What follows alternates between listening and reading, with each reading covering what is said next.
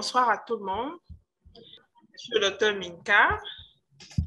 Je pense qu'on a déjà eu l'occasion de se voir. Je crois que là, je suis visible. On a eu l'occasion de se voir pour les différentes sessions de Medical Mind de l'année précédente.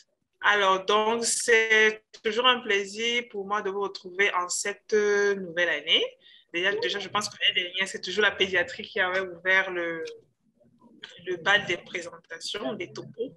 Donc, pardon, ce sera encore le cas cette année. Nous avons choisi pour ce début d'année de parler de l'observation médicale en pédiatrie. Précisément 10 clés de l'observation médicale en pédiatrie. Il s'agit surtout de jeter les bases qui vont vous permettre de vous diriger dans cet exercice qui n'est pas très facile. De vous permettre de trouver quelques astuces pour pouvoir être à l'aise dans cet exercice-là, que ce soit dans le cadre de vos examens ou alors même au-delà, parce que le dans cet exercice n'a pas juste pour but de valider un examen, ça permet aussi de prendre soin de vos patients dans le futur. Donc, sans plus tarder, je pense qu'on va commencer la présentation. Alors, comme je le disais, nous allons parler de l'observation médicale en pédiatrie. Déjà, ce qu'il faut savoir, c'est que l'observation médicale, c'est un outil de travail qui vous permettra essentiellement de construire un diagnostic, d'élaborer une prise en charge et de transmettre les données que vous avez recueillies de votre patient. Parce qu'il faudrait que la prise en charge puisse continuer même si vous n'êtes pas présent.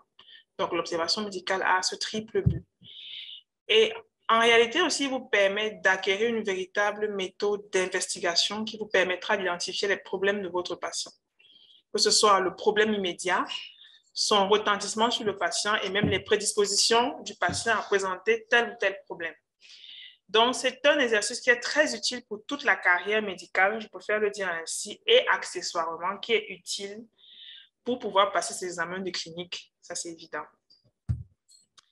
Donc, maintenant qu'on sait ce que c'est, bizarrement, la deuxième clé, c'est qu'il faut que vous soyez présentable. Pourquoi? Parce que déjà, vous avez vu dans notre contexte, les patients ou les familles des patients sont déjà un peu plus strictes ou un peu plus regardantes sur ce nombre de choses. Mais déjà, bien avant ça, il est normal que devant une famille qui est stressée, qui a besoin de voir un professionnel de la santé, même si vous êtes étudiant, la famille du patient a droit à avoir un étudiant propre, un étudiant souriant qui est en bonne santé ou du moins qui en a l'air. Ça ne fait pas très sérieux de vous présenter pour pouvoir prendre une observation médicale en ayant l'air d'avoir passé la nuit à la fête ou alors en ayant l'air d'être malade. Ça ne présente pas bien. Donc, vous avez besoin qu'on vous prenne au sérieux. Pendant quelques temps, au moins jusqu'à ce que vous deveniez médecin, il faudra faire l'impasse sur un certain nombre d'extravagances. J'ai pris l'exemple un peu grossier de cheveux roses, piercing et rouge à lèvres violet. Je pense qu'on peut s'en tenir à un badge pour l'instant pour vous identifier. Le côté présentation aussi, il faut vous laver les mains avant et après l'examen. Vous êtes un médecin propre et parfois le faire même devant la famille, en fait, leur prouve que vous êtes sérieux et que vous savez ce que vous faites. Et bien sûr, il faut pouvoir garder votre calme en toutes circonstances, même si la mère de l'enfant semble douter de ce que vous pouvez faire, malgré votre jeune âge. Je pense que ce sont les difficultés que rencontrent souvent les jeunes étudiants en 4e ou 5e année parce que, voilà, ils se présentent, la famille ne comprend pas pourquoi est-ce qu'on envoie un adolescent pour prendre une observation médicale.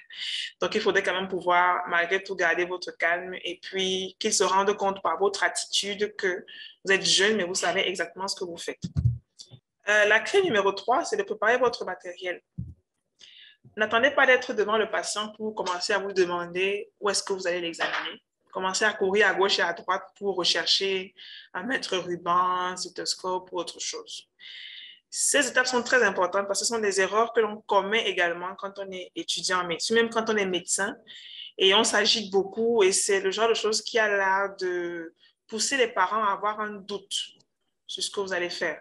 Donc, ayez à portée de main tout ce qu'il vous faut, du moins le maximum de ce que vous possédez, que ce soit stylo, papier, stéthoscope, source de lumière. J'ai mis en gras tout ce qui est vraiment obligatoire dans l'examen de l'enfant pour faire une bonne observation médicale.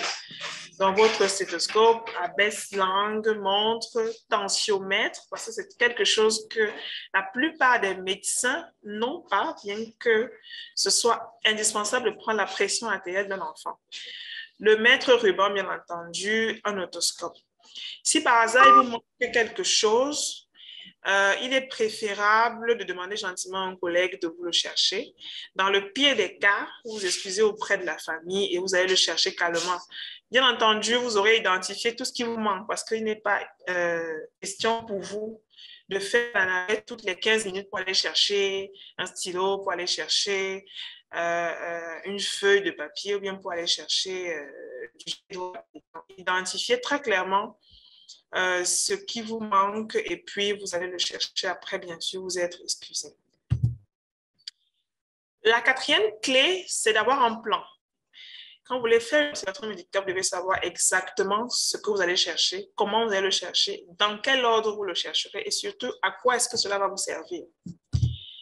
Le plan habituel que l'on suit dans l'observation médicale, ça c'est valable pour tous les patients, adultes, enfants ou alors nouveau-nés ou enfants beaucoup plus grands, c'est d'abord de procéder à une identification de votre patient, le motif de consultation, de faire une bonne histoire de la maladie, de rechercher les antécédents du patient, de procéder à une enquête des systèmes, de faire un examen physique, un bon résumé qui va vous permettre de faire une discussion diagnostique qui tient la route et qui vous mèneront également à des examens complémentaires et à votre prise en charge. Donc, habituellement, c'est ce plan qu'il est recommandé de suivre. Mais avant de se lancer, il faut vous rappeler que vous avez 4 principales difficultés lorsque vous voulez faire une observation médicale en pédiatrie. La première difficulté, c'est qu'avant l'âge de 4 ans, ce sera essentiellement ce qu'on appelle une hétéroanamnèse, c'est-à-dire qu'il y aura un intermédiaire entre votre patient et vous. Et même au-delà de 4 ans, vous aurez ce que j'appelle entre guillemets une anamnèse qui est orientée, c'est-à-dire que l'enfant peut répondre aux questions que vous posez, mais la maman a tendance ou le papa a tendance à ajouter quelque chose qui est soit vrai ou alors fait partie de ses propres impressions. Vous aurez un peu du mal au début à distinguer les deux. Pire encore, vous aurez l'adolescent qui est en face de vous, qui est parfaitement capable de vous expliquer ce qui ne va pas, mais qui aura du mal à vous parler parce qu'elle va se sentir ou il va se sentir quelque peu influencé par la présence du parent. C'est ce que j'appelle l'implication verbale ou non verbale. Donc, c'est la première difficulté. Vous aurez un souci avec le contenu de l'information qui va toujours tendance parfois à prêter à confusion ou alors à vous faire douter un peu, mais de toutes les façons, c'est la seule information disponible que vous ayez. Donc, vous serez obligé de faire avec. La deuxième difficulté, c'est que c'est long.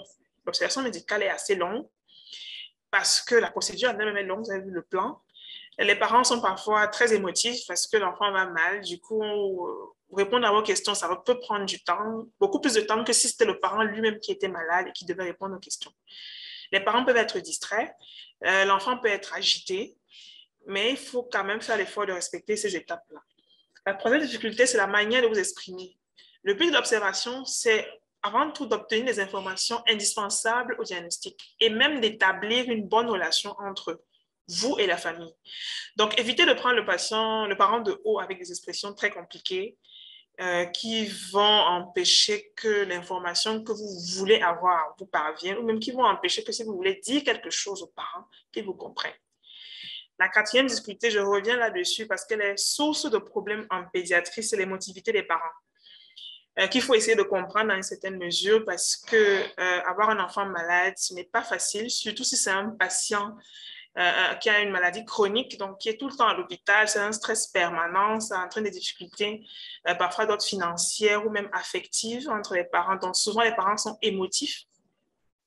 Et la longueur de l'observation médicale, surtout pour un débutant, peut compliquer les choses et vous rendre la tâche un peu difficile. Donc, il faut tenir compte de cette quatrième difficulté en pédiatrie.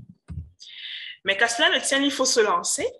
Donc, pour l'identification, première des choses, il faut noter l'heure à laquelle vous faites votre observation médicale. Ça a une valeur médico-légale de toutes les façons parce qu'il faudrait qu'on sache à quelle heure, effectivement, est-ce que vous avez vu cet enfant. Les choses les plus importantes à préciser seront le nom, le sexe, l'âge, le lieu de résidence. Ça va dépendre du type de problème qui vous inquiètent. Par exemple, si vous avez un enfant chez qui vous allez suspecter une épilepsie, qu'il vienne par exemple de la zone du Mbam au Cameroun, ça peut avoir un intérêt pour vous. Donc, il faudra préciser le lieu de résidence. Si le patient souffre d'une maladie chronique, cette maladie doit rentrer dans le cadre de son identification. Donc, drépanocytose, s'il est asthmatique, s'il vit avec le VIH, s'il est diabétique, s'il est hémophile, toutes ces conditions chroniques doivent appartenir à l'identification. La religion des parents ici n'est notée que si ça peut avoir un impact dans le diagnostic ou dans la prise en charge. Je fais référence particulièrement ici, par exemple, à certaines religions qui, par exemple, sont contre le don de sang. Dans ce cas, oui, c'est nécessaire de le préciser, mais si ce n'est pas le cas, ça n'apporte pas un plus. Il faut noter l'adresse et le numéro de téléphone. Ça peut être utile dans le cadre de la prise en charge. Ce qui fait que, par exemple, vous aurez une identification qui ressemble à l'enfant Martin, nourrisson âgé de tel âge, de sexe masculin, vivant avec l'hémophilie, qui est venu avec sa mère ou qui est venu avec la voisine. Donc, point important, il faut également noter la personne qui accompagne l'enfant. C'est très important. Préciser qui accompagne l'enfant et préciser même quel est le degré de filiation, parce que ça permettra de savoir par la suite si les informations que vous avez peuvent être considérées comme fiables et aussi de savoir s'il faudra compléter peut-être ces informations par la suite. Le motif de consultation ou de référence, c'est la raison pour laquelle l'enfant vous est amené ou bien s'il est référé. Il vient avant l'histoire de la maladie, mais en général, vous le retrouvez quand vous avez fini l'histoire de la maladie. Il faut toujours préciser depuis quand est-ce que le symptôme en question évolue, si c'est un motif de consultation. Bon, par exemple, amener en consultation pour une fièvre évoluant depuis 2 jours. Il vaut mieux éviter d'avoir plus de 2 motifs de consultation. Sinon, on a l'impression que vous avez un peu bâclé votre interrogatoire et puis vous avez décidé de lister tout ce que la mère va vous dire. Il faut noter les motifs de consultation particulièrement parce que ça peut également être une raison pour éduquer les parents. Par exemple, qui sont venus consulter trop tard alors qu'ils avaient déjà un symptôme évident. Donc, vous le notez quelque part. Et il faut éviter de confondre le motif de référence avec le diagnostic. Ça arrive souvent. On vous réfère un enfant pour anémie sévère, par exemple, et puis vous le prenez à jeun comptant et vous transfusez d'emblée un enfant. Ça, ce n'est pas correct. Vous le notez comme motif de référence, mais le but du reste de votre observation, ce sera de vérifier si ce motif de référence est valable ou pas. Donc, la confusion que les gens font parfois entre le motif de référence et le diagnostic peut être source d'erreurs médicales. Alors, pour ce qui est de l'histoire de la maladie, les symptômes doivent être caractérisés en commençant par le motif de consultation. Il faut pouvoir préciser l'évolution chronologique des symptômes du patient. C'est pour ça qu'on parle d'histoire, en fait. Vous devez dire dans quel ordre les symptômes sont apparus. Vous devez préciser les circonstances, vous devez préciser les traitements qui ont été tentés. Ça implique de mettre la dénomination commune internationale des médicaments qui ont été pris. Donc, on s'attend à ce que vous disiez paracétamol au lieu de dire Efferadon, Dopran ou Panadol. Et vous précisez également la dose ainsi que la durée du traitement. Et bien entendu, si ça a eu un effet ou si ça n'a pas eu d'effet. Il faut préciser le parcours utile, c'est-à-dire si par exemple l'enfant a fait plusieurs centres de santé, vous notifiez les centres dans lesquels il a reçu un soin et vous précisez le soin qui a été fait. Ça ne sert à rien de nous dire que Martin a eu une fièvre à 39, sa mère lui a administré du paracétamol à raison de 15 mg par kilo par 6 heures. Et voyant que la fièvre persistait, elle allait consulter dans le centre X, qu'il a envoyé dans le centre Y, qu'il a envoyé dans le centre Z. Ça n'apporte rien de particulier à votre observation médicale. Il vaut mieux aller directement, dire peut-être qu'au bout de tant nombre de temps, il est venu consulter dans votre centre. Mais vous ne parlerez des autres centres que s'ils ont apporté des soins particuliers. Pour l'histoire, j'aimerais préciser et rappeler aux gens que le patient n'est pas du corps médical, encore moins ses parents. Ça veut dire que si vous oubliez de prendre une information, c'est de votre faute, jusqu'à preuve du contraire. Et également que l'histoire doit être canalisée. Au tout début, vous pouvez écouter patiemment la maman, mais après, il faudra diriger votre interrogatoire pour avoir les éléments de l'histoire. Parce que les parents ont tendance à être très, très volubiles dans leur discours et on va vous parler des problèmes actuels et des problèmes d'il y a 3 ans. Donc, essayez de canaliser. Au tout début, vous écoutez pour qu'elle se sente en confiance, mais ensuite, vous devez vous diriger cet entretien.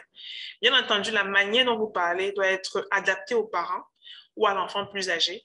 Parfois même, vous devrez demander le niveau scolaire de la mère parce qu'il y a des expressions qu'il faudrait utiliser pour qu'elle comprenne ce que vous voulez savoir. Vous ne lui direz pas, vous lui demanderez pas si l'enfant a des céphalées, elle n'était pas en fac de médecine avec vous. Vous lui demandez si l'enfant s'est plaint de mal de tête. Ou alors, vous pouvez lui demander si l'enfant a présenté, si vous voulez demander si l'enfant a présenté un ictère, par exemple, elle ne saura pas ce que c'est. Par contre, tout le monde connaît le mot jaunisse. Donc, et beaucoup connaissent par exemple à la place de drépanocytaire le mot hématien. Ce n'est pas correct étymologiquement parlant, mais ça vous permet au moins d'être sûr que le parent a compris la question que vous posez et qu'il vous répond en conséquence. Maintenant, pour le nouveau-né qui a été transféré directement de la maternité à vous, il est autorisé de ne pas avoir de véritable histoire de la maladie parce qu'on risque d'être redondant en fait. Si on vous transfère un enfant, par exemple, pour mauvais Apgar à la naissance, votre histoire va se résumer à juste après la naissance, devant un mauvais Apgar, l'enfant a été référé. Donc, en fait, vous allez vous répéter simplement. Dans ce cas d'espèce, oui, vous pouvez ne pas faire d'histoire de la maladie et passer directement à l'étape suivante. Dans les autres cas, dès qu'il y a déjà un délai entre la naissance et l'arrivée dans votre structure, dans ce cas, il faut raconter une histoire de la maladie. Alors, pour ce qui est des antécédents, toujours le même rappel, il ne faut pas se contenter de demander aux parents si l'enfant a eu des maladies particulières de manière aussi vague. Il faut vraiment être détaillé parce que les parents ne savent pas ce que vous cherchez. Ils ne savent pas ce que vous voulez. Donc, c'est à vous d'être précis dans les questions pour ne pas avoir des problèmes où vous dites que la mère m'a dit qu'il n'y a pas de pathologie chronique et puis devant vous, un membre du jury demande, maman, est-ce que l'enfant prend des médicaments chaque jour pour un problème? Elle dit, si, il prend des médicaments à 5 heures du matin depuis 6 mois. Donc, vous serez très embêté. Il faut être précis quand vous posez des questions. Les antécédents sont classés en antécédents personnels et antécédents familiaux. Ça, c'est la classification que tout le monde connaît. En pédiatrie, c'est très important de revenir sur tout ce qui est hospitalisation antérieure, maladie chronique, demander très clairement est-ce que l'enfant est connu être drépanocytaire, asthmatique, est-ce qu'il a des infections récurrentes, est-ce qu'il a une épilepsie, ou à défaut, si vous ne pouvez pas citer, si vous avez l'impression que la maman ne comprend pas, dans ce cas, demandez plutôt les symptômes. Est-ce que c'est un enfant, pour la drépanocytose par exemple, est-ce que c'est un enfant qui a déjà présenté les yeux jaunes? Est-ce qu'il a déjà eu les mains, les pieds qui enflent? Est-ce qu'on a déjà transfusé? C'est important de préciser ça. Pour la chirurgie, ce sera simplement de revenir sur les chirurgies qui ont été faites, les indications et les suites opératoires. L'antécédent immunoallergique, c'est très important en pédiatrie de parler de la vaccination. Vous devez connaître le plan de vaccination utilisé dans votre pays et demander à la maman précisément à quel âge l'enfant a été vacciné correctement. Parce que si vous lui demandez si l'enfant est bien vacciné, elle va vous répondre dans 100% des cas oui. Mais quand vous interrogez, vous réalisez que les vaccins ont été arrêtés à l'âge d'1 an alors que l'enfant a 3 ans. Donc, demandez beaucoup plus à quel âge, jusqu'à quel âge l'enfant a été amené à la vaccination. Faites préciser aussi tout ce qui est allergie médicamenteuse ou alimentaire et demandez comment se manifeste cette allergie. Parce que parfois, on vous dit que l'enfant est allergique à l'amoxicilline, mais en fait, il a présenté peut-être juste un rash transitoire qu'on peut avoir chez certains patients qui prennent l'amoxicilline et qui a une infection virale en cours, qui n'est pas normalement une contre-indication à l'utilisation de l'amoxicilline. Donc, il faut faire préciser ça à la mère. Pour ce qui est de l'environnement, il faut préciser la notion de promiscuité, c'est important. Est-ce que la maman utilise la moustiquaire? Est-ce que l'enfant utilise la moustiquaire imprégnée? Dans quel type d'environnement est-ce qu'il reste? Est-ce qu'il est exposé au tabagisme passif? Ça constitue un facteur de risque pour les maladies respiratoires, par exemple. Chez les adolescents, il faut penser à demander, dès l'âge même de 12 ans, est-ce qu'il est exposé au tabagisme actif? Est-ce qu'il consomme de l'alcool ou alors est-ce qu'il est exposé à d'autres drogues? Dès qu'on entame l'adolescence, on commence à avoir des problèmes qui se rapprochent de ceux de l'adulte. En pédiatrie également, il faut insister sur le développement psychomoteur, pouvoir évaluer les acquisitions de l'enfant sur le plan de la mobilité globale, fine, du contact social, du langage. Donc, il faut posséder dans son sac les classifications la plus utilisée en pédiatrie, c'est l'échelle de Denver qui vous permet d'apprécier le développement psychomoteur au moins jusqu'à l'âge de 5 ans. Mais dans le développement psychomoteur, il y a également tout ce qui est propreté diurne et nocturne. Est-ce que votre enfant continue d'uriner au lit ou pas? C'est important à préciser. Et également les apprentissages. Au-delà de 5 ans, normalement, il va déjà à l'école, donc vous devez savoir en quelle classe il est, comment est-ce que ça se passe. Est-ce qu'il a des difficultés pour apprendre ou alors est-ce que ça se passe très bien? À quel âge qu'il a commencé? Est-ce qu'il a repris? Ainsi de suite. Ou alors est-ce qu'on a, par exemple, une dégradation des résultats scolaires qui apparaît subitement chez un enfant? Il faut pouvoir le préciser aussi, c'est très important. Autre point très important, peut-être, c'est l'enquête alimentaire. Quel que soit l'âge, il faut pouvoir préciser le type d'aliment. Ça sous-entend que vous sachiez comment l'enfant doit être alimenté. Donc, si c'est un nouveau-né, il faut savoir s'il est sous allaitement maternel exclusif ou est-ce qu'il est sous substitut de lait maternel, quelle est la fréquence des repas, est-ce qu'il accepte ses repas. Et puis, si jamais vous remarquez une alimentation anormale, par exemple, sans raison, une mère a décidé de donner à son enfant du lait artificiel, il faut pouvoir enquêter sur les raisons de ce choix et avec en tête, bien sûr, d'essayer de comprendre les raisons, bien sûr, mais aussi de pouvoir impacter là-dessus et de lui expliquer, par exemple, ce que c'est que le lait gâté ou bien comment est-ce qu'on fait pour conserver du lait. Bref, vous devez y penser pour la prise en charge de cette situation anormale. Dans les antécédents gynécologiques chez l'adolescent, c'est important aussi de préciser l'âge de la puberté, la ménarque, c'est-à-dire l'âge lors des premières règles. Est-ce que l'adolescent ou l'adolescente est déjà sexuellement actif? Il faut le faire. Beaucoup répugnent souvent à le faire parce qu'ils partent du principe que non, s'ils ne sont pas adultes, ça ne les concerne pas. Mais je pense que la pratique intra-hospitalière nous a déjà convaincus du contraire. Donc, il faut pouvoir les interroger là-dessus et de préférence, bien sûr, en aparté parce que la présence des parents n'aide pas beaucoup l'adolescent à se. Alors, j'ai mis cette diapositive à la fin parce que ça concerne le cas particulier, soit des nouveau-nés, soit des nourrissons de moins de 3 mois, soit alors des patients, j'appelle les cas particuliers, tous ceux qui ont un problème au moment où vous les voyez et vous pensez que le début peut avoir un rapport avec la manière dont l'accouchement, bien la grossesse s'est passée. Dans ce cas, vous avez besoin des antécédents périnataux. Donc, le suivi de grossesse, le nombre de consultations prénatales qui a été fait, mais surtout le contenu de ces consultations, parce qu'une mère peut aller 8 fois à l'hôpital, mais si elle n'a fait aucun examen biologique ou aucun examen d'imagerie, en fait, ces consultations prénatales étaient vides. Vérifier les différentes prophylaxies, donc la prophylaxie antitétanique, la supplémentation en fer, le traitement préventif intermittent contre le paludisme, l'utilisation de la moustiquaire imprégnée. Préciser les pathologies en grossesse, surtout en fin de grossesse. Vous pouvez demander si elle a fait une infection. Elle peut vous dire non. Dans ce cas, vous lui demandez si elle a présenté des sécrétions anormalement malodorantes au niveau du vagin ou alors si elle a eu des difficultés à émettre les urines vers la fin de grossesse. Ça vous permettra d'avoir une idée de s'il y a une infection au dernier trimestre. Vous recherchez la notion de rupture prématurée ou prolonger les membranes, soit dans le cahier, si elle l'a, ou alors vous lui demandez simplement à quel moment est-ce qu'elle a perdu les os et combien de temps est-ce qu'il s'est passé entre le moment où elle perd les os et le moment où elle accouche. Ça, c'est très important. Vous précisez aussi pour le nouveau-né la couleur du liquide amniotique, si c'est possible, le type d'accouchement. Et bien sûr, si c'est une césarienne, pour quelle raison est-ce que l'enfant a été césarisé. On espère que dans le cahier, on vous aura noté le score d'Apgar qui vous permettra d'évaluer l'adaptation à la vie extra-utérine. Est-ce que le cri était immédiat? Est-ce qu'on a dû réanimer l'enfant? Est-ce que les colis ont été administrés? La vitamine K? Donc, tous ces éléments sont importants dans les antécédents périnataux.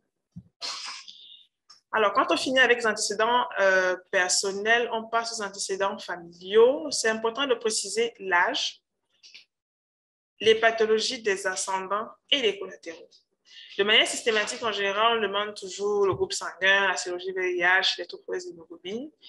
Mais ce ne sont pas les seules choses qu'on peut demander. Ce sera adapté à ce que vous allez identifier comme motif de consultation. Je peux prendre un exemple, les convulsions, par exemple. Si un enfant a convulsé, il serait utile de savoir si ses parents ont présenté des convulsions ou alors s'il y a des gens qui convulsent parmi les collatéraux. Et ça permettra également d'établir un arbre géologique que vous devez établir sur au moins 3 lignées. Si une pathologie suspectée a un caractère héréditaire ou transmissible, il faut vérifier si elle est présente dans la famille. Et il faut également savoir que pour ce qui est d'antécédents familiaux, au début de l'interrogatoire, même l'histoire de la maladie qu'on vous donne peut susciter en vous déjà une suspicion d'un diagnostic et vous pousser donc à vous orienter particulièrement vers un type d'antécédent. Alors, une fois les antécédents recensés, on va passer à la revue des systèmes. Le but de la revue des systèmes, c'est de retrouver les symptômes qui n'ont pas été intégrés lors de l'histoire de la maladie ou qui ne semblent pas avoir de lien direct avec le problème en cours. Petite note, cela dit, si votre enfant vient par exemple pour fièvre rhinorrhée volant depuis 24 heures, et que c'est lors de votre enquête que vous réalisez que cet enfant présente une toux, par exemple, il est fort probable que vous l'ayez loupé dans votre histoire. Donc, vous ne le laissez pas dans la rue des systèmes, vous repartirez dans l'histoire pour le restituer. Par contre, si au cours de votre revue des systèmes, pour un enfant qui vient pour fièvre et rhinorrhée, en interrogeant, vous vous retrouvez avec un amaigrissement, une polyurie, une polydipsie. Ça ne semble pas lié, mais ça pourrait peut-être être le moyen pour vous d'identifier un terrain de diabète, par exemple. Donc, la revue, c'est vraiment pour retrouver les symptômes qui ne sont pas parus dans l'histoire et qui ne semblent pas être forcément directement liés avec le problème qui amène la mère. Donc, on va passer en revue tous les systèmes. Bien sûr, ce sera adapté en fonction de l'âge. Les signes généraux, l'asthénie, la fièvre, l'anorexie, qu'on peut traduire chez les bébés plus petits par le refus de téter, l'amaigrissement, un système cardiovasculaire, la dyspnée d'effort, on l'aura chez les plus grands, mais pour les plus petits, ce sera surtout les difficultés à téter, parce que la tétée est un équivalent des exercices physiques chez les enfants. Donc, difficulté à téter, difficulté à jouer, ça sera considéré comme une dyspnée d'effort. Est-ce que le patient a présenté une cyanose? Pour le système respiratoire, cette liste n'est pas exhaustive, je le précise. Pour le système respiratoire, on va rechercher s'il y a une toux. Les plus grands pourront signaler une douleur thoracique. En système digestif, on recherchera vomissement, diarrhée, hématémèse, méléna, distension abdominale. Les plus petits, les mamans vont vous signaler des tortillements, donc des petits mouvements latéraux qui donnent l'impression que l'enfant a mal au ventre. Ça aussi, ce sont des éléments qu'on retrouve dans l'enquête des systèmes chez les bébés beaucoup plus jeunes. Le système nerveux, on va rechercher des convulsions, l'agitation, est-ce qu'il y a une impotence d'un membre ou alors une lourdeur d'un membre. Chez les plus petits, la mère peut vous signaler qu'elle a l'impression que l'enfant a tendance à utiliser un côté du corps. Parce qu'il faut savoir que la latéralisation, c'est-à-dire le choix de si on sera gaucher ou droitier, ne se fait pas avant l'âge de 4 ans pour la plupart des enfants. Et c'est clairement anormal avant 2 ans d'avoir un enfant qui utilise préférentiellement une main plutôt qu'une autre. Donc, il faudra faire attention à ça dans votre revue des systèmes. Donc, rhinorrhée, vertige, baisse de l'audition, obstruction nasale, système ORL. Donc, on passera en revue tous les systèmes jusqu'au pot et téguments pour chercher une éruption cutanée, par exemple. Alors, pour ce qui est de l'examen physique, avant de toucher le patient, il est indispensable de prendre le temps de l'observer. Surtout parce que vous ne pouvez pas prévoir la réaction que votre enfant aura. Les plus grands seront calmes parce que s'ils n'identifient pas de danger, ils ne vont pas réagir négativement. Mais les plus jeunes, vous n'avez pas besoin de parler ou même de le toucher pour qu'il ait une réaction de défense. Dès que vous vous penchez vers lui et qu'il se sent en danger, il va réagir immédiatement. Vous ne pourrez pas apprécier certaines choses. Donc, pendant même que vous discutez avec les parents, vous pouvez déjà noter l'état général de l'enfant. Au moment où il entre dans votre pièce, si il est en train de marcher, vous allez noter sa démarche. Si c'est juste un bébé qu'on le fait coucher, vous allez noter s'il est mobile ou alors s'il semble prostré. Vous notez également la coloration. Après ça, vous allez passer à la prise des paramètres vitaux. C'est les choses qu'il vaut mieux faire quand l'enfant est encore calme. La fréquence respiratoire, vous pouvez la prendre à distance, bien entendu en comptant les cycles respiratoires. L'état de conscience, vous l'évaluerez en fonction de l'âge. Il y a différentes échelles qu'il faut connaître. L'échelle que tout le monde connaît, c'est le Glasgow, qu'on utilise à partir de 6 ans. En dessous, il faut utiliser une version pédiatrique, Glasgow modifiée, comme on dit. Les moins de 5 ans, utilisez plutôt le score de Blantyre. Et pour les patients inconscients, on va utiliser le score de Liège. Donc, ces différents scores, je ne les ai pas listés ici parce que c'est juste à titre indicatif, mais ça fait partie des choses que vous mettez dans votre matériel de travail, j'ai envie de dire. Parce que vous devez être capable, selon l'âge du patient, de faire son examen. Donc, ensuite, vous aurez besoin de prendre la température. Idéalement, votre température, elle sera soit axillaire, C'est comme pour les adultes, vous allez rajouter 0,5 au chiffre que vous aurez. Si vous avez les thermoflash, comme c'est devenu un peu plus répandu, vous pouvez prendre une température en mettant à l'entrée du conduit auditif. La prise de la pression artérielle, là j'aimerais insister là-dessus, elle est systématique après l'âge de 3 ans. Ça veut dire que si vous avez un enfant de plus de 3 ans, vous ne devez pas prendre son observation médicale sans avoir sa pression artérielle. Avant l'âge de 3 ans, vous pouvez le prendre si vous avez le matériel adapté et surtout si la situation vous oblige à le prendre, comme par exemple un enfant inconscient, un enfant qui a convulsé, un enfant qui présente, qui est très asthénique. Là, il faudra prendre sa pression artérielle. Mais quelle que soit la raison pour laquelle il vient après 3 ans, la pression artérielle se prend de manière systématique. Il faudra également prendre le temps de coloration cutanée. Alors, la prise des paramètres anthropométriques quant à elle, c'est périmètre brachial, périmètre crânien, la taille et le poids. Le poids est extrêmement important en pédiatrie parce que tous les médicaments se calculent en fonction du poids. Tous ces paramètres que vous aurez pris se projettent sur des courbes. Et ça, c'est la deuxième chose que je veux signaler pour cette diapositive. Vous devez avoir en votre possession des courbes de croissance intra-utérine pour pouvoir vous rassurer que les paramètres anthropométriques que vous avez pris de votre nouveau-né sont dans les limites de la normale et correspondent à son âge gestationnel de naissance. Vous devez avoir les courbes de croissance de l'OMS qui vous permettent d'évaluer les paramètres anthropométriques des enfants beaucoup plus grands. Donc, actuellement, il vous est interdit de juste prendre le poids d'un enfant et dire qu'il a 18 kg et passer. Donc, vous devez pouvoir dire s'il a un bon état nutritionnel ou pas. Pareil pour la pression artérielle. La pression artérielle, il y a des courbes qui existent, qui sont disponibles, qui sont faites en fonction de l'âge, en fonction du sexe et en fonction de la taille. Il faut également avoir ce que pour pouvoir projeter la pression artérielle et savoir si votre patient est en normotension, s'il a un hypo ou s'il a une hypertension. Alors, c'est juste un exemple sur cette diapositive d'une des courbes pour pouvoir voir. C'est une courbe de poids pour taille couchée pour les filles allant de la naissance à 2 ans. Donc, il faut absolument avoir ces abats pour pouvoir évaluer correctement vos patients. Ce serait inadmissible que vous preniez juste les paramètres et que vous ne puissiez pas les interpréter. Alors, ça, c'est juste quelques balances que vous pouvez retrouver dans les services. En haut, vous avez une balance qui vous permet de faire soit une pesée simple, soit une double pesée. Et en bas, ça, c'est un pèse-bébé. Il faut apprendre à utiliser ça parce que parfois, à l'examen, vous vous rendez compte que vous n'avez jamais appris à tarer la balance qui est en dessous, alors que ça fait partie des choses que vous devez savoir pouvoir faire. Et pour le faire, c'est très simple. On apprend ça dans le service avec les infirmières. À la droite, c'est un stadiomètre qui vous permet de prendre la taille couchée ou debout de votre enfant. Alors, l'examen physique, il est mené de manière topographique, c'est-à-dire la tête aux pieds, mais ensuite, vous le rédigez soit de manière topographique aussi, soit alors système par système.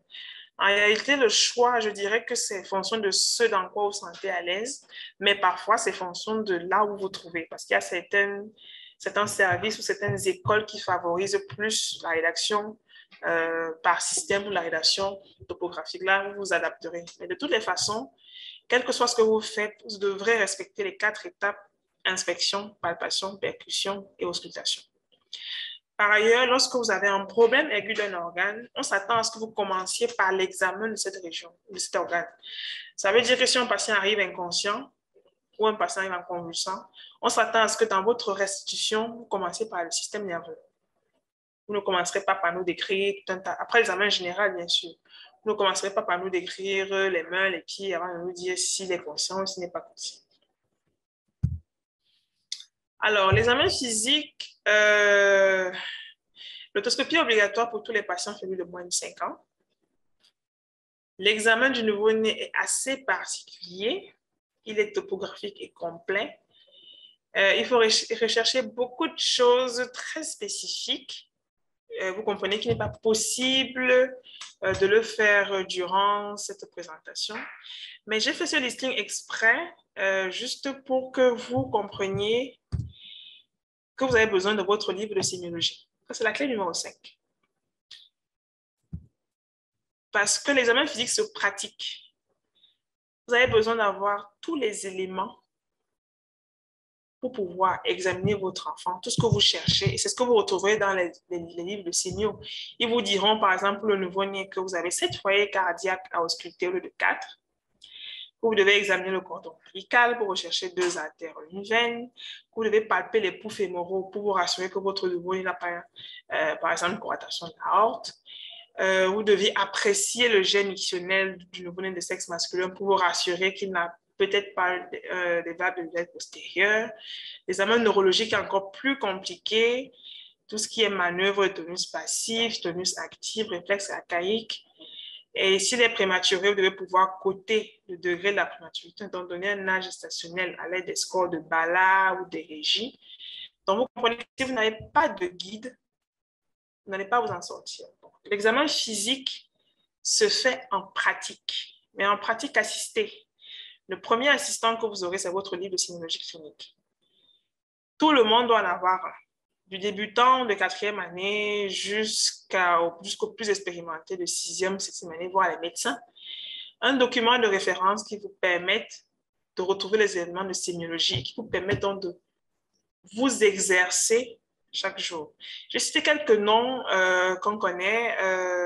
Il y a le Marie-Christine Renaud que j'ai eu à utiliser à la pratique de médecine générale. On a le livre de prise en charge des nouveau-nés qui a été écrit par le feu professeur Tiche, dans lequel il y a une description assez détaillée de l'examen clinique d'un nouveau-né. Il y a le bord de sémiologie de Baptiste Coustet qui permet également non seulement de faire l'examen physique de manière vraiment exhaustive, mais aussi qui vous apprend à la rédaction des résumés syndromiques pour la préparation de votre résumé. Clé numéro 6, utilisez les encadreurs. Ça, c'est vos seconds assistants pour l'examen physique. Alors, qui est encadreur? Vos maîtres de stage, les résidents qui sont en spécialisation et même vos aînés académiques. Il faut savoir qu'ils ont l'obligation de vous apprendre à examiner à condition que vous soyez dans les bonnes dispositions. Ça veut dire que si vous voulez qu'on vous aide, vous devez être dans la disposition pour vous faire aider. C'est ce que j'appelle sachez demander, c'est-à-dire que vous ne pouvez pas être un élément perturbateur, j'ai envie de dire ça comme ça, et puis vous souhaitez que l'on vous donne un coup de main. Donc, pour faire un bon examen physique, vous devez avoir la théorie dans votre sémiologie, mais surtout, il faut la pratique. Et je tiens à préciser que dans chaque antenne, si vous êtes dans un lieu de stage où vous avez des résidents ou des maîtres de stage et particulièrement même des encadreurs médicalement, ils ont l'obligation de vous apprendre à examiner votre patient. Alors, une fois que vous avez terminé votre examen, on passe à l'étape du résumé. C'est la phase de synthèse. Il s'agit en fait d'un condensé des données utiles pour le diagnostic, que ce soit les éléments positifs ou les éléments négatifs. C'est une étape qui est un peu difficile pour le débutant, mais elle limite le risque d'erreur et elle est indispensable pour proposer une stratégie de prise en charge cohérente. Le plan du résumé est le même que celui de l'observation globale. Donc, ça vous permettra de lister les problèmes, d'établir les priorités de prise en charge, de prescrire les examens complémentaires utiles, de mettre en place les traitements, d'organiser le suivi. Donc, je donne un exemple de résumé. En résumé, il s'agissait de l'observation médicale du nourrisson Gaël, âgé de 18 mois, de sexe masculin, qui a été amené en consultation par ses parents pour asthénie évoluant depuis 2 ou 3 jours. La revue de ses antécédents révèle l'absence d'utilisation de la moustiquaire imprégnée. Son examen clinique retrouve un syndrome d'anémie hémolytique comprenant la pâleur, l'ictère, les urines foncées, la splenomégalie AKET2, un état général altéré devant un patient pâle et hypodynamique. Comment est-ce que je peux faire ce résumé syndromique en disant syndrome d'anémie hémolytique et état général altéré? C'est tout simplement parce que j'ai une base théorique. La clé numéro 7 pour pouvoir faire un résumé correct, c'est d'avoir des bases théoriques fortes. Vous ne pouvez faire un bon résumé qu'à 2 conditions. Il faut déjà avoir bien interrogé et examiné votre patient. Ça implique que vous soyez entraîné à le faire et que l'on vous ait montré les différents signes. Parce que si on vous dit juste que l'enfant est pâle parce que ses conjonctifs sont plus blanches que les vôtres, bien que votre main. Ce n'est pas la même chose que si vous le voyez vous-même. La deuxième condition, c'est qu'il faut avoir les connaissances théoriques suffisantes pour pouvoir reconnaître un syndrome. Et c'est à ça que vous sert également les livres de sémiologie dont j'ai parlé tout à l'heure. Ça ne s'improvise pas. Vous ne pouvez pas donner les éléments, faire un regroupement syndromique si vous ne connaissez pas les différents éléments du syndrome, si vous n'avez pas lu les pathologies et si vous n'avez pas compris que pour le paludisme, par exemple, j'aurais probablement un syndrome d'anémie hémolytique, j'aurais un syndrome inflammatoire à réponse systémique, ainsi de suite. Donc, vous avez besoin de connaissances théoriques suffisantes. Une fois devant votre patient, lors du premier contact, présentez-vous tel que vous êtes. Vous êtes un étudiant en médecine. Ne dites pas que vous êtes déjà médecin parce que ce n'est pas vrai. Prenez dès le début l'habitude d'écrire l'observation au chevet du patient. Il faut vous rappeler, comme on l'a dit plus tôt, que l'observation médicale est assez longue. Et on ne prend pas l'observation médicale d'un patient instable qu'on n'a pas mis en condition. J'insiste là-dessus parce qu'il y a déjà eu des accidents lors des examens cliniques où on vous donne un patient, vous arrivez, il a du mal à respirer, mais vous vous acharnez à interroger ses parents sur le nombre de frères, sur les maladies dans la famille, jusqu'à ce que quelqu'un finisse par se rendre compte que l'enfant est en train de décéder, par exemple. Donc, avant de commencer votre observation médicale, rassurez-vous que votre enfant n'a pas d'urgence qu'il faille lever. Une détresse respiratoire, une anémie, une diarrhée, qu'il faut peut-être commencer à prendre en charge avant de commencer les questions, vomissements, fièvre, altération de la conscience. En général, durant les gardes, les aînés vous simplifient l'existence en vous donnant un patient dont ils savent déjà qu'il est stable. Donc, on vous dit, prends l'observation médicale de tel malade parce qu'en fait, il sait déjà que le patient est stable. Mais prenez l'habitude vous-même de vous rassurer de la stabilité de votre patient avant de commencer à faire une observation qui va durer 45 minutes, 1 heure, pour éviter de vous retrouver avec un enfant qui est arrivé déshydraté léger et qui finit votre observation en déshydratation sévère parce qu'il a continué à faire la diarrhée et que vous ne vous êtes pas dit qu'il fallait peut-être lui donner de la SRO, donc la solution de réhydratation orale, avant de continuer vos questions. Donc, une fois que votre patient est mis en condition, s'il n'a rien d'urgent, vous vous installez confortablement et vous prenez votre observation médicale. Mais s'il y a un souci, vous cherchez d'abord à ce qu'on le mette en condition avant d'interroger les parents. Et vérifiez toujours l'identification de votre patient. Ça aussi, ça s'est vu durant les évaluations. Vous attribuez un patient en vous donnant un nom et un numéro de lit. Mais dans la nuit, peut-être la maman a changé de lit parce qu'elle était plus confortable dans le lit du bas. Et puis vous allez, comme on vous a dit lit numéro 8, vous commencez à poser vos questions à la dame du lit numéro 8, sauf que ce n'est pas le bon patient. Donc prenez la peine de toujours identifier votre patient. Alors la clé numéro 8, ça peut sembler banal, mais faites à autrui ce que vous voudriez qu'on fasse pour vous. C'est-à-dire, le patient n'est pas médecin. Ça, c'est la troisième fois que je le dis. La famille du patient non plus, même si certains pensent avoir eu un diplôme sur Google. Donc, il faut être patient, mais il faut être ferme. Il faut savoir que le stress peut compliquer la prise d'observation médicale. Et il faut également savoir que les patients ont beaucoup d'a priori sur certaines pathologies. Ils ont des croyances personnelles qui sont parfois très fortes. Et donc, il faut savoir comment aborder les sujets sensibles. En début de présentation, par exemple, j'ai dit qu'il fallait notifier la religion dans l'identification si ça peut avoir un impact. Vous avez le droit de penser que la transfusion sanguine est un traitement qui est efficace, obligatoire, mais vous êtes obligé de tenir compte du fait qu'il y ait des parents qui ne soient pas pour la transfusion sanguine et plutôt chercher à soit les convaincre du fait que c'est une urgence de transfuser leur enfant, ou alors chercher les voies et moyens pour qu'une autre personne fasse ce travail-là, mais n'entrez pas dans un rapport de force avec leurs croyances ou avec leur sensibilité. Ça ne vous mènera nulle part et ça ne va faire que retarder la prise en charge. Donc, l'abord de ces sujets doit se faire avec tact, avec respect, mais de manière directe, dans un discours qui est explicite, mais sans jugement. Un peu comme quand une mère vous amène un enfant qui a ingéré un produit dangereux. Oui, vous allez forcément penser qu'il y a une négligence, mais pour le moment, vous avez un patient à prendre en charge, vous vous concentrez là-dessus et vous évitez de braquer la mère en lui disant d'emblée qu'elle a laissé traîner une bouteille de Javel ou alors qu'elle a laissé traîner une pile à la portée de son enfant. Donc, il faut vraiment faire attention avec cet élément-là. Et c'est quelque chose qui peut vous porter préjudice dans le cas de votre examen si votre mère se braque et qu'elle refuse de répondre à vos questions alors qu'il vous reste à peine 30 minutes. Alors, une fois que votre observation est prise, il va falloir défendre votre cas. La discussion diagnostique que vous faites, ça c'est l'avant-dernière partie de votre observation médicale, elle n'est que la suite logique de votre résumé en fait. Donc, en vous écoutant, en principe, on vous voit venir. Durant l'observation médicale, vous avez essayé de décrire quelque chose. Dans votre résumé, on vous entend, par exemple, je dis ça grossièrement, décrire un animal à 4 pattes qui a des poils. Et puis à la fin, en diagnostic, vous dites que c'est un coq. Donc, il y a il y a quelque chose qui ne va pas.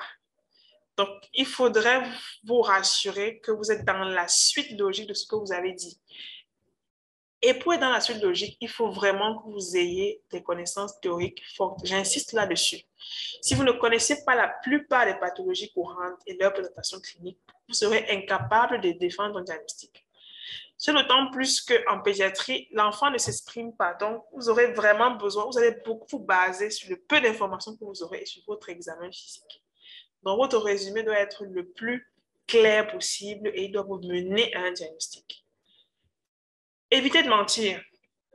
Si vous mentez, on le sait. Et en général, si vous faites une observation médicale et vous racontez un boubard à votre membre du jury, sachez qu'il est au courant et qu'il peut décider soit de vous exposer directement, soit juste de vous le faire payer au moins de votre notation. Il vaut mieux admettre qu'on ne sait pas ou que l'on n'a pas cherché quelque chose plutôt que de mentir. Ça ne fait pas vraiment sérieux de se faire attraper en flagrant délit de mensonge. Et vous devez avoir au moins 4 diagnostics différentiels. Les diagnostics différentiels, ce sont les autres étiologies du tableau que vous avez décrit. Vous devez vous entraîner à être capable de fournir au moins 4 diagnostics différentiels. Et votre capacité à le faire dépend de votre culture médicale. Sinon, vous risquez d'être coincé dans un engrenage où, dès qu'un patient a une fièvre et un ictère, pour vous, soit c'est un paludisme, soit il est drépanocytaire, et vous êtes coincé. Vous n'envisagez pas la possibilité que ça puisse être une hépatite, que ça puisse être un déficit en G6PD, par exemple. Vous n'avez aucune autre option parce que, médicalement parlant, vous n'avez pas étoffé suffisamment vos lectures et du coup, vous n'avez pas beaucoup de choses à proposer. Donc, quand on fait la clé numéro 7, approfondissez vos connaissances. C'est vraiment très important.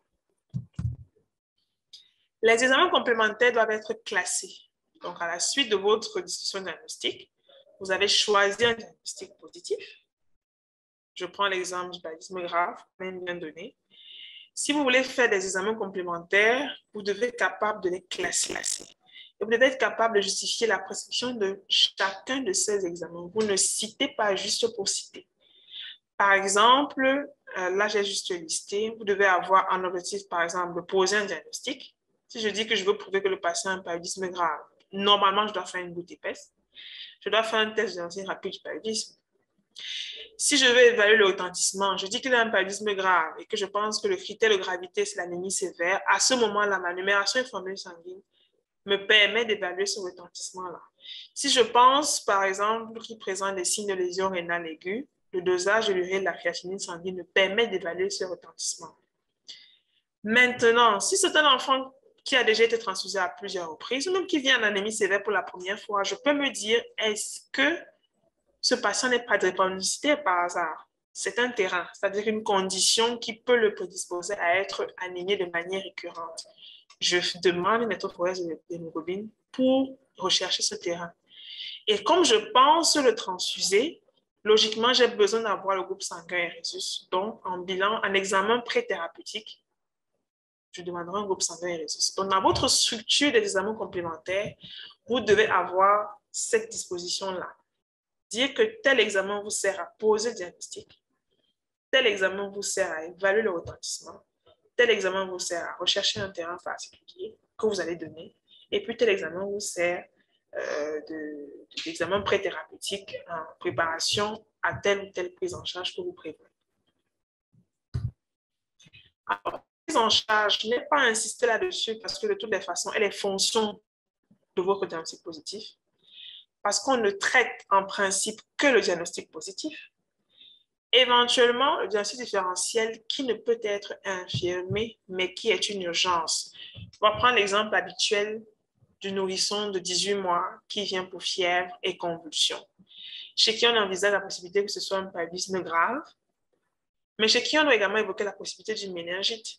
Si je ne suis pas en mesure d'exclure la méningite parce que le laboratoire est fermé dans la nuit et que je ne peux pas faire d'analyse du liquide céphalorachidien, mais que je sais que la méningite est une condition suffisamment grave pour pouvoir atteindre le pronostic vital d'un enfant, j'ai le droit de traiter en même temps le paludisme et la méningite.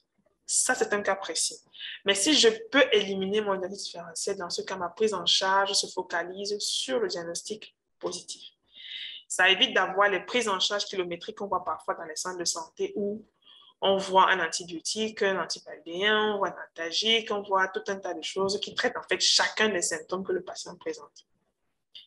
Vous êtes étudiant en médecine, donc vous devez avoir une approche beaucoup plus professionnelle de la chose, donc être vraiment focalisé à bien interroger, à faire une bonne observation, un bon résumé pour aboutir à votre diagnostic positif le plus probable, et c'est celui-là que vous allez prendre en charge en priorité. Dans votre prise en charge, vous devez préciser les buts de votre prise en charge. Pourquoi est-ce que vous traitez votre patient? Je reprends un exemple. S'il a un paludisme grave, le but de mon traitement, c'est de traiter son infection, parce que le paludisme reste une infection. S'il a des complications, c'est de traiter ces complications que j'aurais identifiées. Et si je pense que je dois prévenir les récidives, je vais les prévenir en disant, par exemple, à la fin, que je vais conseiller pour le cas de l'enfant, on veut plutôt l'utilisation d'antibiotiques imprégnés, par exemple.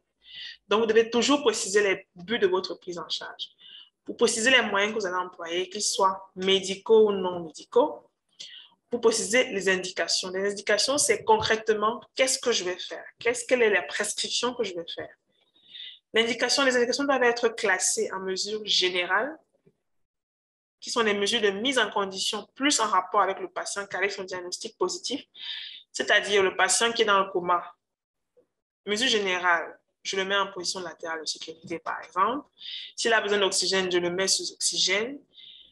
Si il est inconscient, je dois préciser qu'on doit le mobiliser de manière latérale toutes les 3 heures pour limiter les complications du décubitus.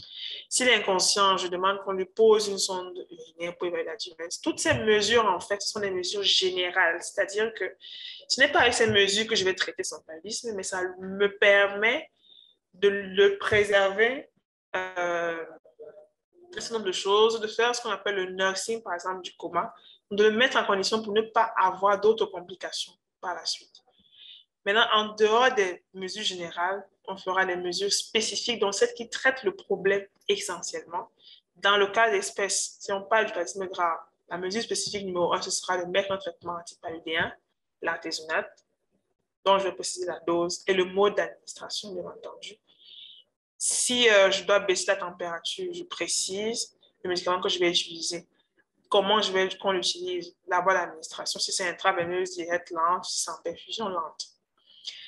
La prise en charge nutritionnelle est essentielle en pédiatrie. Elle ne concerne pas seulement les patients qui sont malnutris aigus sévères. Tous les patients qui arrivent, tous les enfants sont susceptibles de développer une malnutrition même durant leur hospitalisation. Donc, il faut en tenir compte. Même si un enfant s'alimente bien, vous dites que pour l'alimentation, alimentation à la demande, ou alors tétée toutes les 3 heures, ou alors s'il est sous alimentation au substitut, par exemple, vous mettrez 90 ml de lait toutes les 3 heures. C'est important de préciser ça. Plus encore, s'il est inconscient, là, vous devrez calculer l'alimentation telle qu'elle doit être administrée par la sonde nasogastrique. Je précise que les calculs des doses se font toujours en fonction du poids. Que ce soit les calculs des doses de médicaments ou les calculs de l'alimentation, ce sera abordé dans un autre cours qui est prévu au courant de l'année sur les différents calculs à faire en pédiatrie. Dans votre prise en charge, ne surtout pas oublier la surveillance. Il faut préciser les paramètres que vous surveillez et la fréquence de la surveillance. Par exemple, si vous voulez surveiller la température, mettez toutes les 3 heures. La fréquence respiratoire, la diurèse toutes les 3 heures. C'est très important de suivre la diurèse chez les enfants parce que c'est un paramètre qu'on a tendance à ignorer. Pourtant, il est souvent très révélateur d'un certain nombre de complications, surtout chez un enfant qui ne s'alimente pas. La diurèse, vous pourrez l'évaluer soit directement, si votre enfant peut dire qu'il veut uriner, ou alors par la surveillance du poids de ses couches. Bien entendu, si elles ne sont pas suivies de sel. Ou alors, sur le plan pratique, le système D, le débrouillardise, on a souvent tendance à mettre soit des doigts de gants sur les sexes des bébés de sexe masculin, ou alors des garnitures de coton pour ensuite faire une aspiration des urines et pour évaluer leur quantité. Mais ça reste un paramètre très important. Et la fiche de surveillance doit comporter tous les paramètres que vous avez listés. Donc, si vous dites que vous faites une observation et que vous devez suivre à la fin, si on vous demande une fiche de surveillance, elle doit comporter tous les paramètres que vous-même vous avez listés. Et les paramètres que vous devez surveiller, bien entendu, dépendent du problème que le patient a et des complications que vous attendez, que vous avez énumérées dans votre prise en charge. Donc, cette fiche de surveillance doit vraiment être exhaustive. La clé numéro 10, qui est pour moi l'une des clés les plus importantes après celle de l'approfondissement des connaissances, c'est de s'entraîner encore et encore. L'entraînement implique de prendre le maximum d'observations médicales possibles et surtout de les faire corriger. J'insiste encore sur le fait que les enseignants médicaments sont à votre disposition dans les sites de stage. C'est beaucoup plus simple lorsque vous avez pris une observation médicale de venir la présenter et que l'on voit ensemble quels sont les éléments qui ont manqué, ou alors si vous avez du mal à décrire un signe à votre examen physique, que l'on retourne avec vous au lit du malade pour vous montrer comment se fait cet examen physique-là. L'entraînement améliore votre temps de réactivité et votre capacité à retrouver les entités différentielles. Et pour ceux qui sont très fans des examens, il vous permettra de diminuer considérablement le temps que vous mettez. Parce qu'en général, à l'examen, vous avez 45 minutes pour faire une observation médicale. Sans entraînement, il vous sera difficile de le faire en moins d'1h30. Et en général, on les voit lors d'évaluation de stage, la plupart des étudiants se présentent avec des observations qui sont interrompues, par exemple au niveau de l'examen physique ou à peine au niveau du résumé. Tout ça, en fait, découle du manque de pratique. Quand vous vous entraînez régulièrement, vous avez moins de difficultés à respecter le temps imparti. Donc, en conclusion, l'observation médicale, c'est un outil de travail qu'il faut absolument maîtriser. Il est soumis à des contraintes liées à l'enfant qu'on peut maîtriser seulement avec la pratique. Et l'accompagnement au début est vraiment indispensable pour éviter les différents pièges. Donc, j'espère que j'ai pu apporter quelques éclaircies que j'ai pu vous apporter quelques éclaircies pour la compréhension de cet exercice. Et donc, j'attends les différentes questions s'il y en a. Allô? OK. Alors oui, je me souviens qu'on avait posé une question concernant les étapes de l'observation en néonatologie. Donc, je l'ai abordé durant la présentation. Le principe est sensiblement le même. La seule différence, à vrai dire, est liée à la manière dont vous recherchez les antécédents, c'est-à-dire qu'au niveau des antécédents, ce sera surtout tout ce qui a à voir avec le suivi de grossesse, la naissance, les conditions de la naissance, est-ce qu'il y a une réanimation, est-ce qu'il y a un rupture prolongée pour maturer des membranes. Et au niveau de l'examen physique, il y a des éléments très spécifiques, comme je l'ai dit. On recherche beaucoup les signes dysmorphiques parce que, voilà, ils viennent de naître, on doit chercher de fond en comble sur quelque chose qui est suspect d'un syndrome polymalformatif ou d'une maladie syndromique. Et aussi faire l'examen neurologique qui est vraiment un point très important dans l'examen du nouveau-né. Mais comme je l'ai aussi précisé tout à l'heure, c'est difficile d'en parler de manière théorique comme ça. J'encourage vraiment beaucoup tous ceux qui sont dans les stages à ne pas avoir peur, parce que c'est un peu les nouveaux-nés, de se rapprocher de ceux qui les examinent dans les services pour voir comment ça se passe. Et puis de demander à les examiner, c'est votre droit de pouvoir les examiner chaque jour. Donc, si vous n'êtes pas dans un service de néonatologie, même durant vos gardes, faites l'effort quand il y a un nouveau-né qui arrive, de vous rapprocher du seigneur de garde, de voir comment il fait, de lui demander comment est-ce qu'on recherche les 4 points cardinaux, comment est-ce qu'on recherche le grasping, comment est-ce qu'on recherche le moro. Voilà, ça vous permettra de fixer directement ce que vous avez en théorie dans votre esprit à une pratique et ce sera beaucoup plus facile de le faire. Quand on le maîtrise en réalité, je préfère de loin, moi, examiner les nouveaux-nés que les plus grands. Ils sont plus dociles. Oui, Agoï a une question. Oui, ok. À qui son micro alors? Il faut... Bonsoir, docteur. Oui, bonsoir. Merci pour votre présentation, votre très belle présentation. Je vous en prie. Bon, moi, je suis béninois, je ne suis pas dans votre cadre. Je vous dis que nous avons des encadreurs médicaux. Mais moi, je n'en connais pas puisque, bon, je suis en stage à Lomé. Tout compte fait, j'avais quelques questions à vous soumettre. Oui. Par rapport à votre présentation, puisque je suis en quatrième année, et quand vous dites que ça prend un peu de temps, j'aimerais avoir une idée. Est-ce que quand je fais 1 heure d'observation clinique, c'est exagéré? Quand je suis là en train de poser une question à une femme, bon, je ne vais pas dire qu'elle s'inquiète, mais pendant 30 minutes d'affilée, elle commence déjà à poser des jurons et tout ça. Bon, je demande, est-ce que c'est moi, je fais mal mon observation ou bien je fais mal de vouloir être très explicite dans ce que je veux lui poser comme question. Donc, je ne sais pas si en ce moment, c'est elle qui est impatiente ou c'est moi qui en fais de trop. Surtout que vous dites que nous devons essayer de rédiger au lit du patient. Donc, ça complique un peu les choses. Ma deuxième question, c'est par rapport à la lecture. Lorsque nous essayons de faire une acquisition des bases théoriques, parfois on veut vraiment lire, mais à un moment, tu commences à lire et tu ne sais pas. Tu commences à lire, mais tu es perdu. Parce que tu commences à lire quelque chose, tu tombes sur autre chose, et ainsi de suite. Et on s'éloigne, en effet, bon, on s'éloigne un peu de ce qu'on veut savoir. Tu peux commencer à lire, par exemple, sur, je sais pas, les vomissements, ou bien la diarrhée, bon, des troubles digestifs. Et après, bon, arriver à la pratique, ça devient autre chose. La théorie et la pratique, parfois, bon, c'est difficile de les conjuguer. Bon, c'est un peu ça. Je sais pas comment vous faites pour... Qu'est-ce que vous pouvez me conseiller pour orienter ma lecture, pour que ça me soit vraiment utile au lit du patient? D'accord. Merci OK. beaucoup. Merci à vous pour la question, pour les deux questions. Alors, la première concerne la durée de l'observation médicale.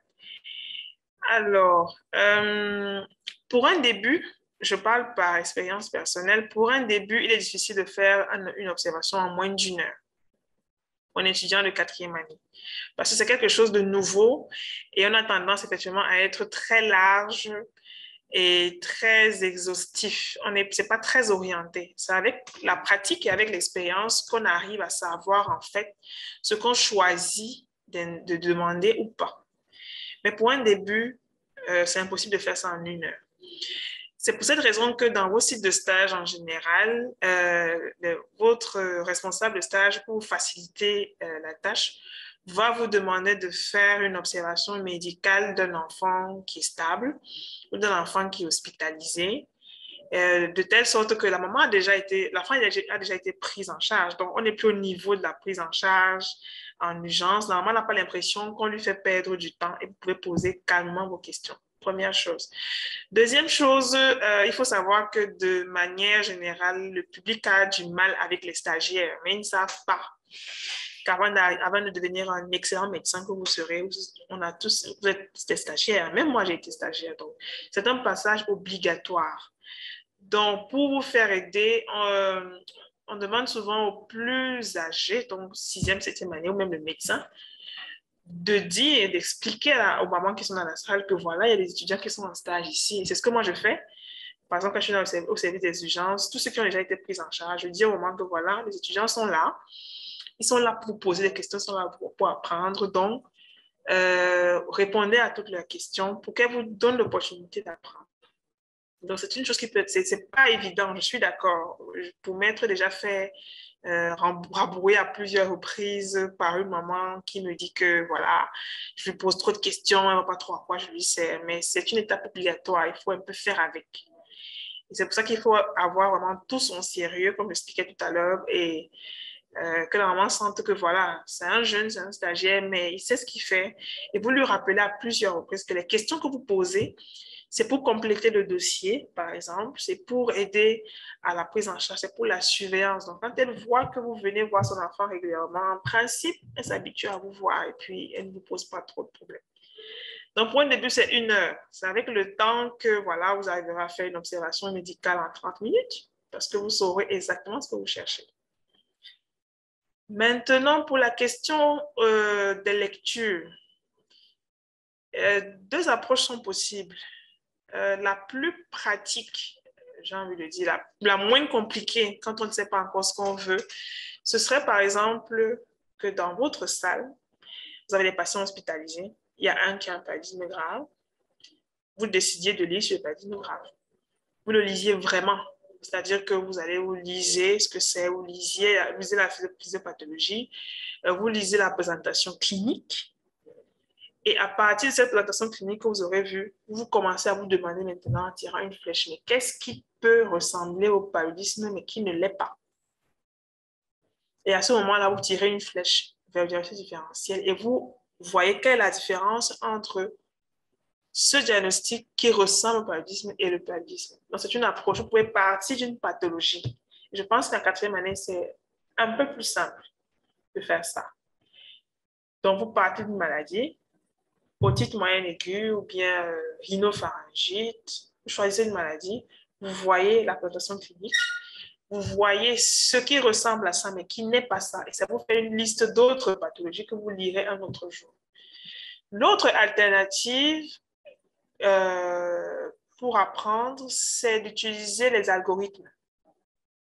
Alors, il y a un site que j'aime bien qu'on appelle Pas à Pas en pédiatrie. Qui fait, je vais écrire ça dans l'un des messages, Pas à Pas en pédiatrie. Alors, Pas à Pas en pédiatrie, c'est un site où on propose différents algorithmes selon le symptôme. Ça veut dire que vous tapez vomissement en pédiatrie, non, vous tapez vomissement Pas à Pas en pédiatrie.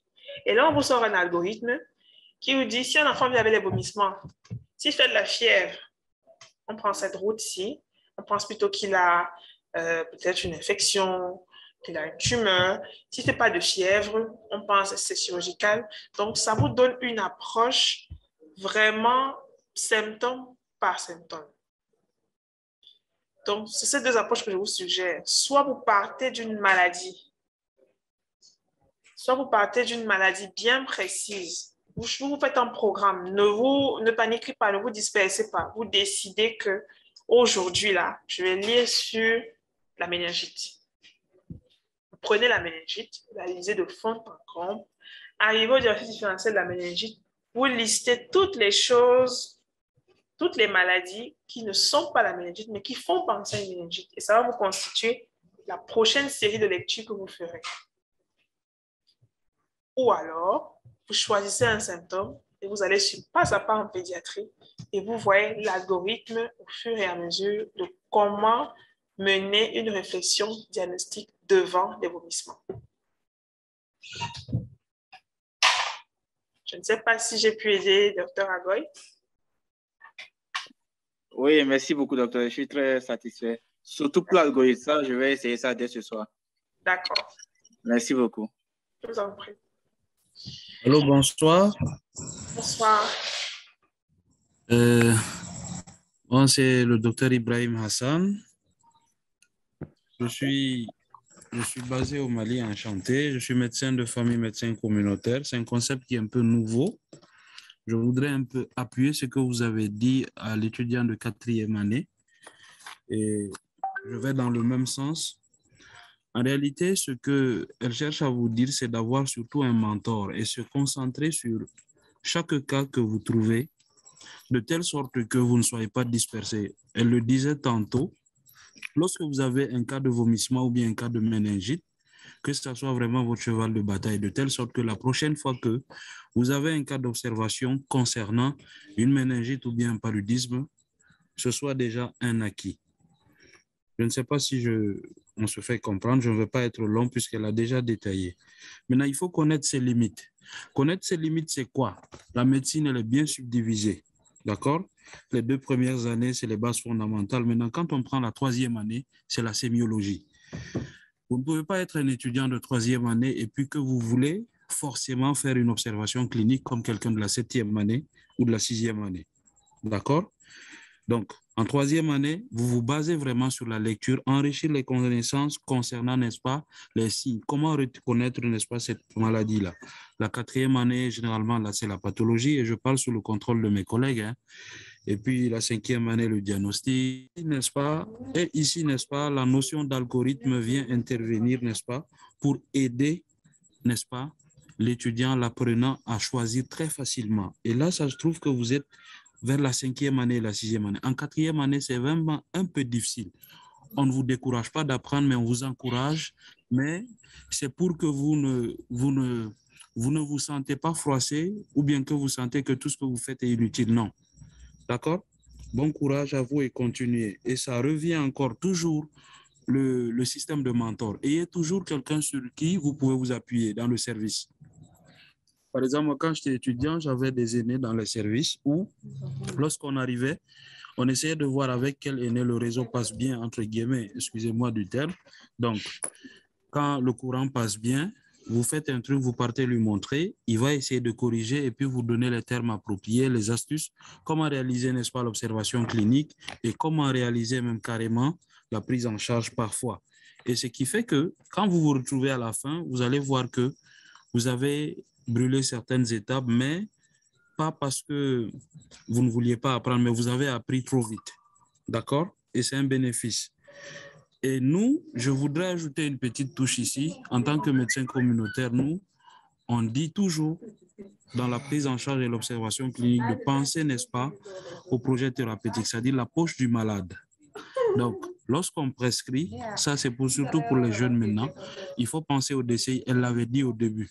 Donc, penser au DCI, est-ce que le malade peut s'acheter, n'est-ce pas, des spécialités, oui ou non? Ça c'est pour ceux qui sont un peu avancés dans le cycle que, n'est-ce pas, j'évoque cela, quoi. C'est ce que j'avais voulu apporter à votre présentation. Sinon, très belle présentation. Je suis camerounais, mais je suis ici au Mali. D'accord.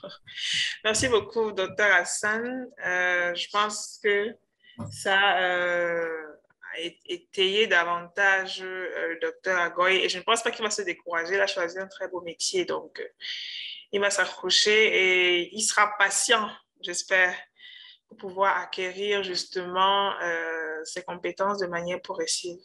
D'accord. Je vois une question de Kambou sur les 7 foyers d'auscultation chez l'enfant. Alors, disons pas chez l'enfant, pas tous les enfants, c'est surtout chez les nouveaux-nés qu'on applique ça parce qu'on essaye de rechercher éventuellement certaines cardiopathies congénitales. Donc, en dehors des 4 foyers habituels, pulmonaires, aortiques, tricuspidien et mitral, on recherche également un souffle au niveau parasternal gauche, qui est le 5e foyer. On recherche sous la clavicule, à gauche toujours. Et on recherche également un interscapulaire dans le dos. D'accord. Là-bas, on recherche les souffles, par exemple, de coartation de l'aorte. Donc, ce sont les 3 foyers supplémentaires d'auscultation cardiaque que l'on peut ajouter chez l'enfant.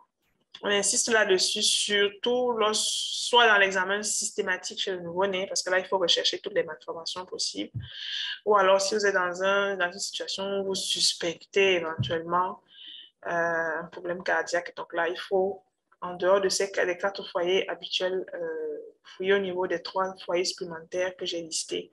Donc, parasternal gauche, susclaviculaire gauche et interscapulaire dans le dos. OK. Je ne sais pas s'il y a d'autres questions. Bon, s'il n'y en a plus, c'est toujours un plaisir de discuter avec vous. Cette séance inaugure l'année académique et j'espère vraiment, comme le docteur Arnaud vous a exposé un peu tout ce que nous avons comme ambition en cette nouvelle année, que nous saurons vous compter très nombreux pour participer à ces activités. Bien entendu, nous sommes des partenaires, ça veut dire que nous vous proposons toutes ces séances pour essayer de vous apporter un plus, mais bien entendu aussi, nous comptons sur vous pour nous dire s'il y a des choses qui ne vous conviennent pas, s'il y a des choses qu'on peut améliorer, s'il y a des choses qu'on peut rajouter pour vous aider davantage dans l'acquisition des connaissances et même dans la pratique au quotidien pour ceux qui sont déjà en activité. Donc, sur ce, je vais vous souhaiter une très bonne soirée. Nous sommes bien sûr connectés dans les différents groupes. Si vous avez d'autres préoccupations, et bien entendu, cette séance a été enregistrée et elle vous sera bientôt disponible dans les différents sites. Portez-vous bien, prenez soin de vous et à bientôt.